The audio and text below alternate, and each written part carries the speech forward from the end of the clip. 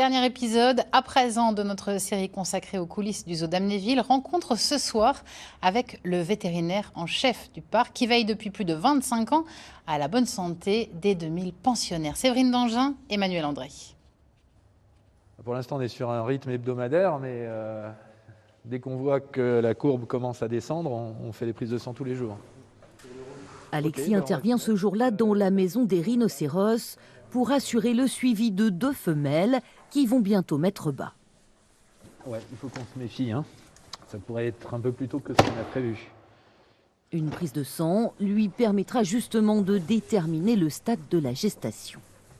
Au moment de la mise bas, à proprement parler, quelques jours avant, il y a un effondrement de la progestérone. Et là, on sait à peu près, à 12 heures près, que la mise bas est sur le point de se produire.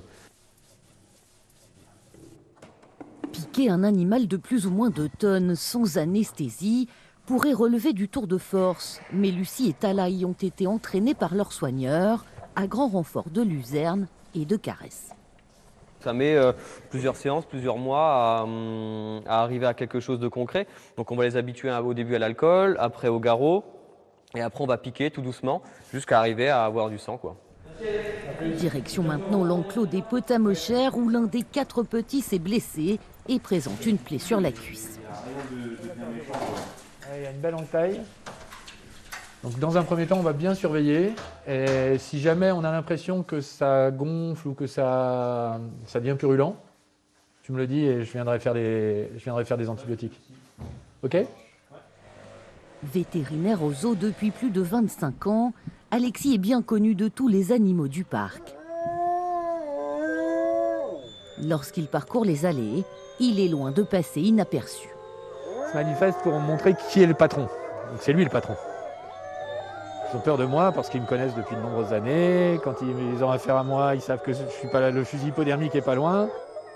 Ouais les enfants, on se calme. À la niche. Pas question pour Alexis de se laisser faire par les sales caractères, comme ces petits tamarins pinchés, très agressifs. Ok, donc elle a pas de puce, c'est donc bien. Il doit ce jour-là les équiper comme tous les autres animaux du zoo d'un transpondeur, une puce injectée sous la peau qui permettra de les identifier et de les tracer.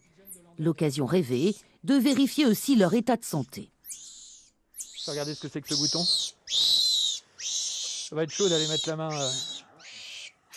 sous le menton. Voilà. Oh putain. C'est dur, c'est de l'os. Il est chaud, hein?